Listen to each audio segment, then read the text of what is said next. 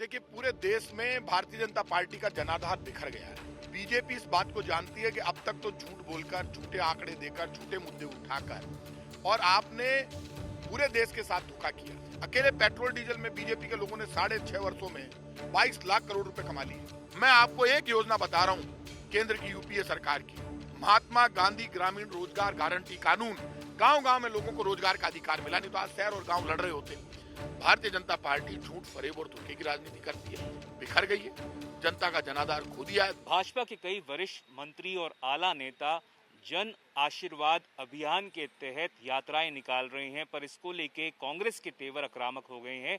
हमारे साथ राजस्थान के कांग्रेस के वरिष्ठ कैबिनेट मंत्री प्रताप सिंह खाचरियावास हैं। खाचरियावास जी, किस तरह से आप देखते हैं जो भाजपा के कई नेता हैं, आला नेता, मंत्रीगण हैं, वो यात्रा निकाल रहे हैं? देखिए, पूरे देश में भारतीय जनता पार्टी का जनाधार बिखर गया है।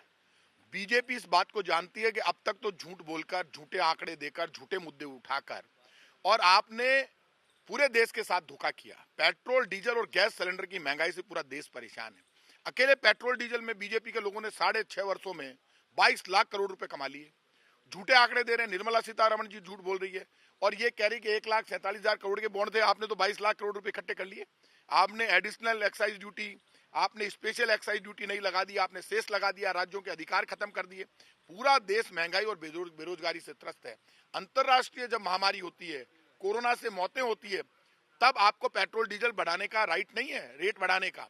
अंतरराष्ट्रीय महामारी और महामारी फैल जाए तब कभी भी रोजमर्रा में काम आने वाली चीजें महंगी नहीं होती। पहली सरकार है, कोरोना से रोज मौतें हो रही थी, आंकड़े बढ़ रहा था और पेट्रोल डीजल की महंगाई बढ़ रही थी। ये जन आशीर्वाद किस बात का? भाजपा के नेताओं का कहना है कि नरेंद्र मोदी की लीडरशिप के अंतर्गत जो अच्छी योजनाएं रही हैं, जैसे कि उज्ज्वला योजना है, जो लोगों की मदद के लिए बनाई गई थी, उसको लेकर लोगों का धन्यवाद दिया जा रहा है, जिसकी तहत ही आज जो जन आशीर्वाद योजना है उसके तहत यात्राएं निकाली जा रही है। एक बात मैं आपको बता दूं, केंद्र की मोदी सरकार कहती है उज्ज्वला योजना लेकर आए। आप मुझे ये बता दी, उज्ज्वला योजना में ये फ्री में गैस सिलेंडर देते हैं, चूल्हा देते हैं और उसके बाद सब्सिडी का गैस सिलेंडर उज्ज्वला योजना वाली महिलाओं को नहीं मिलता। आज वो महिलाएं चूल्हा, वो गैस सिलेंडर काम में नहीं ले सकती क्योंकि आप सब्सिडी का गैस सिलेंडर उनको नहीं देते, आप उनसे वसूल कर लेते हैं। मैं आपको एक योजना बता रहा हूं केंद्र की यूपीए सरकार की, महात्मा गांधी ग्रामीण रोजगार गारंटी कानून। गांव-गांव में लोगों को रोजगार का अधिकार मिला, नहीं तो आज शहर और गांव लड़ रहे होते। और आज इस कोरोना संकट में उनको इतनी बड़ी मदद मिली। आप भी शहरों में रोजगार गारंटी कानून लागू करो। आप क्या लाए? महात्मा गांधी ग्रामीण रोजगार गारंटी कानून यूपीए सरकार लेकर आई। फूड गारंटी कानून, खाद्य सुरक्षा गारंटी कानून यूपीए सरकार लेकर आई। राइट टू इंफॉर्मेशन हम लेकर आए, राइट टू एजुकेशन हम लेकर आए। पूरे देश में जन कल्याण और विकास का आधार कांग्रेस ने खड़ा किया। राजस्थान में कांग्रेस की गहलोत सरकार है। मैंने कहा कि हमने हमारा जो घोषणा पत्र जारी किया उसके बाद 64% वादे पूरे कर दिए। हमने हमारा रिपोर्ट कार्ड जारी किया और रिपोर्ट कार्ड जारी करके कहा कि ये हमारा रिपोर्ट कार्ड है, 28% काम हमारे पाइपलाइन में चल रहे हैं और हम ये पूरे कर देंगे। ये भी अपना रिपोर्ट कार्ड जारी करें। और यदि ये नेता हैं तो जवाब दे, किसानों से मिलने क्यों नहीं गए? किसान पूरे देश में परेशान है, आंदोलन कर रहा है। भारतीय जनता पार्टी झूठ, फरेब और धोखे की राजनीति करती है, बिखर गई है, जनता का जनाधार खो दिया है। प्रताप सिंह जी, अभी जो वर्तमान हालात हैं उसको लेके, अफगानिस्तान में जो हालात हैं उसको लेके एक बड़ा सवाल बना हुआ है कि आपको लगता है कि भारत की सरकार को ये घोषणा करनी चाहिए कि वो तालिबान से डील करेगी या नहीं करेगी? क्या रुख है कांग्रेस का इसके? देखिए, मेरा ये मानना है कि भारत की सरकार को सबसे पहले वहां पे जो हमारे भारतीय फंसे हुए हैं उनको निकाल कर यहाँ लाना चाहिए।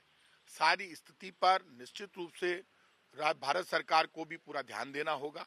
और मैं ये मानता हूं कि हम सब, पूरा दुनिया, हम सब आतंकवाद के खिलाफ हैं। ऐसे में राष्ट्रीय स्तर पर, अंतर्राष्ट्रीय स्तर पर क्या फैसला करना है, ये बात तो नो डाउट जब ऑल पार्टी मीटिंग ये बुलाएंगे तो हमारी नेता सोनिया गांधी, हमारा सेंट्रल लीडरशिप अपनी बात रखेगी। लेकिन मेरा ये मानना है कि अभी भारत सरकार के पास सिर्फ एक काम है और वो काम है भारतीयों को वहां से निकाल कर लाना, सुरक्षित निकाल कर लाना। ये भारत सरकार की जिम्मेदारी, वो काम उनको करना चाहिए। साफ तौर पर कांग्रेस के तेवर आक्रामक हैं। इनका मानना है कि जिस तरह से कोरोना काल में पेट्रोल डीजल के बढ़े हुए दामों से लोग त्रस्त हैं, उसकी जवाबदेही बीजेपी के ऊपर है और बीजेपी को इस तरह से जन धन्यवाद अभियान के तहत जो यात्राएं निकाल रही है उसके अलावा इसकी बजाय लोगों के लिए काम करना चाहिए ज़मीनी स्तर पर। कैमरा पर्सन निखिल शर्मा के साथ देवंकुर वधावन, जयपुर।